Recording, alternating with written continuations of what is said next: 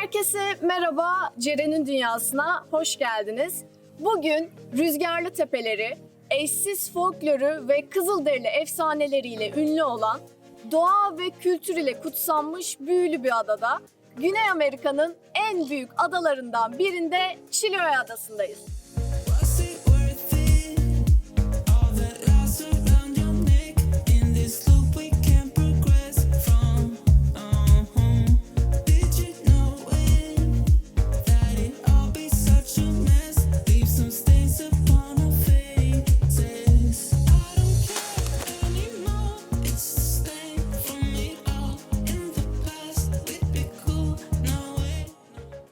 Şili'nin 5000 adasının içinde en büyük ikinci adası olan Chiloé Adası, Pasifik Okyanusu'nda ve Şili'nin güneyinde yer alır.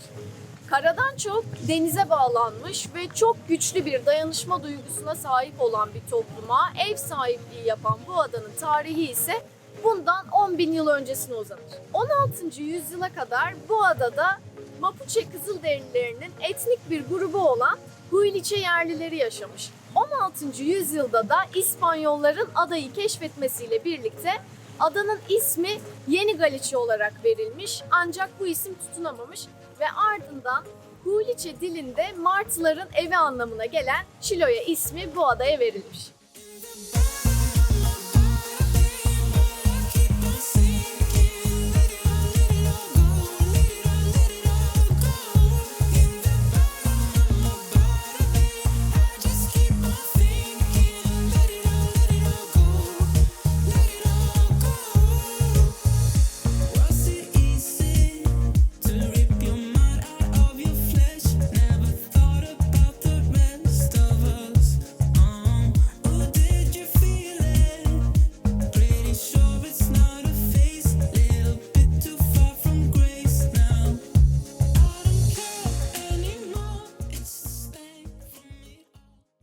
On 16. yüzyılda İspanyolların Chiloé adasını keşfetmesiyle birlikte adaya ilk dini misyonerler gelmiş ve 17. yüzyılda bir Hristiyan tarikatı olan Cizvitler, döngüsel misyon adını verdikleri bir sistemle adada Hristiyanlığı yaymak istemişler.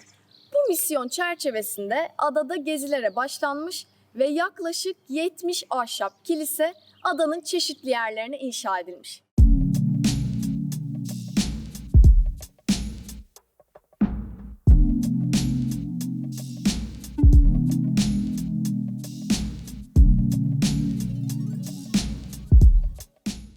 Bu kiliseler Avrupa deneyimi ve yerel halkın denizcilik ve tekne yapım teknikleri kullanılarak mimarisi bu bölgeye özgü olacak şekilde tasarlanmış, aynı zamanda su taşkınlarını önlemek ve denizciler tarafından görülebilir hale gelmesini sağlamak için de tepelere konumlandırılmış.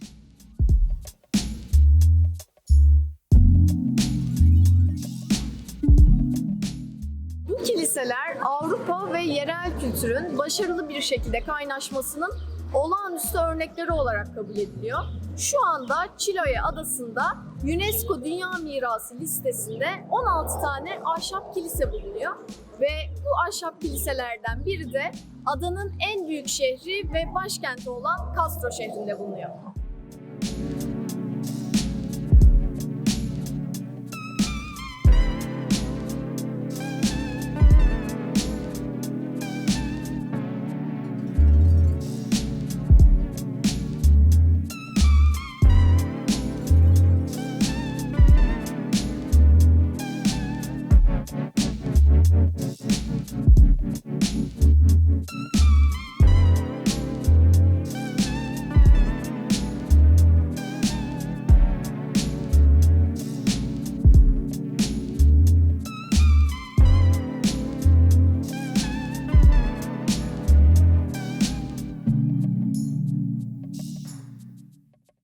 Adanın başkenti olan Castro, İspanyol fetihçi Martin Ruiz de Gamboa tarafından 1567 yılında kurulmuş, tepelerin arasına ve nehrin hemen kenarına kurulmuş olan şehir, Şili'nin en eski 3. şehridir. Ahşap kiliseler ile birlikte Chiloé Adası'nın karakteristik unsurlarından bir diğeri de palafitolar. Bu yapılar genellikle kıyı bölgelerinde bilinse de temsilciliğini Chiloé Adası yapıyor. Palafitolar kalın tahta kazıklarla sahile yerleştirilmiş evler ve bunlar 19. yüzyılda sahilden ticari anlamda faydalanmak amacıyla yapılmış. Gelgit saatlerine göre adalara giden teknelerin burada durup balık ve deniz ürünü alması amacıyla bu yapılar inşa edilmiş.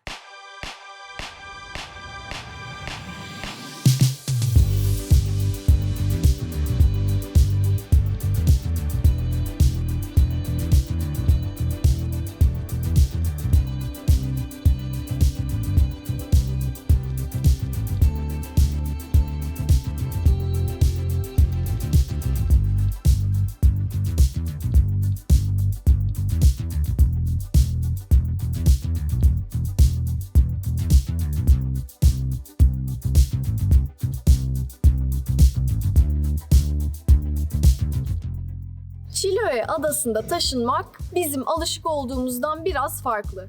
Burada Chiloé Adası'na özgü Minga adı verilen bir gelenekle ev taşıyorlar. Minga terim olarak birine bir şey vaat ederken karşılığında yardım için bir şey istemek anlamına geliyor. Chiloé Adası'nda erozyon tehlikesi, tsunami tehdidi veya yükselen gelgitler nedeniyle evler topluluğun yardımıyla bağlı olduğu yerden sökülerek tüm yapılarıyla birlikte taşınıyor. Evin temeli kesilerek sökülüyor ve ev ağaç gövdelerin üzerine konuluyor. Daha sonra ağaç gövdelerin üzerinde yuvarlanarak hareket ettiriliyor. Eğer ev karada taşınmak isteniyorsa evi taşımak için çok fazla insan ve hayvan gücü kullanılması gerekiyor. Ama eğer ev adanın öbür tarafına geçirilmek isteniyorsa bunun için evin bir tekneye bağlanması gerekiyor.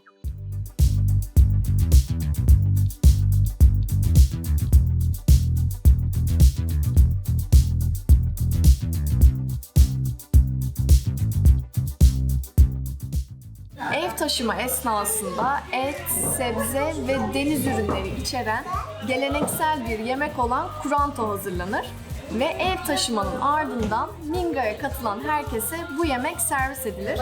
Biz de şu anda bu yemeği denemeye geldik.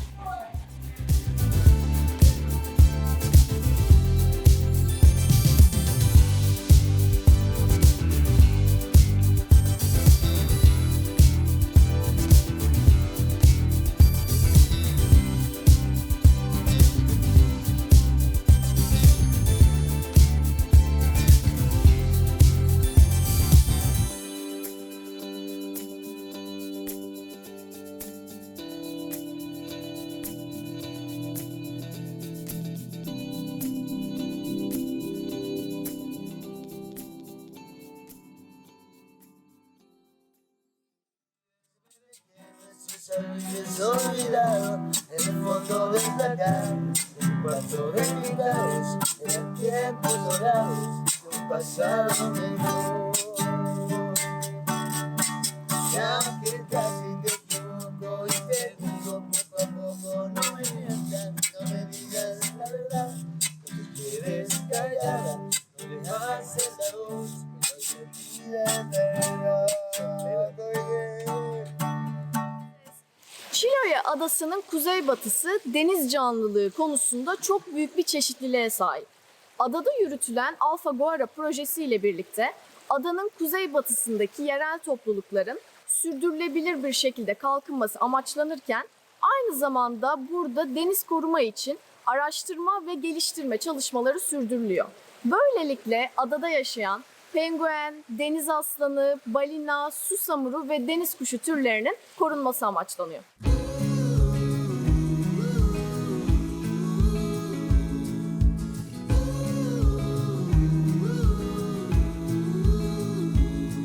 I've been deep down stuck in the gutter. I've been off the grid for days.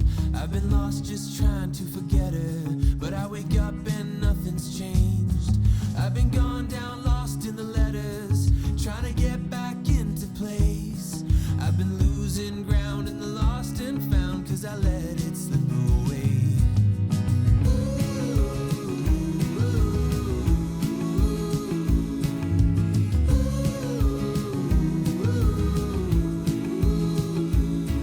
Can't remember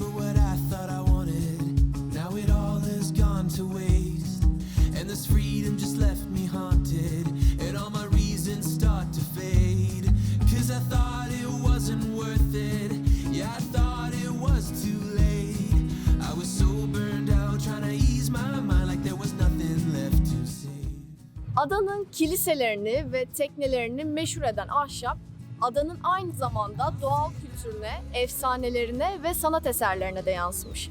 Bir Mapuche efsanesine göre insanlar öldükten sonra ruhları buraya geldi ve burada insanların ruhlarını huzurlu bir yere götüren bir kayıkçı ile tanıştılar.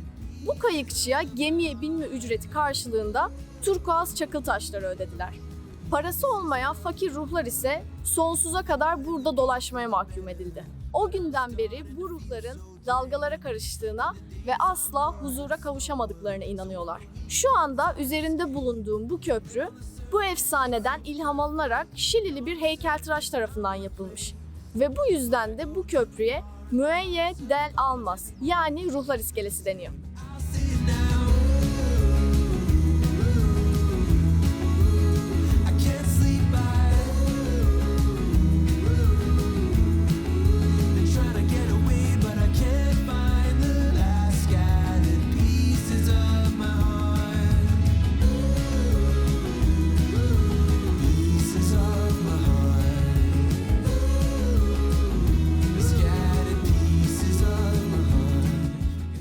Chiloé Adası'na ulaşımın yalnızca feribot ile yapılabiliyor olması, 10 yıllarca adanın güzelliğini, tarihi dokusunu ve büyüleyici kimliğini korumasına yardım etmiş. Son yıllarda ada her ne kadar dışarıdan gelen bazı etkileri benimsemiş olsa da bunu yerel gelenekleriyle harmanlayarak yaptığı şüphesiz bir gerçek.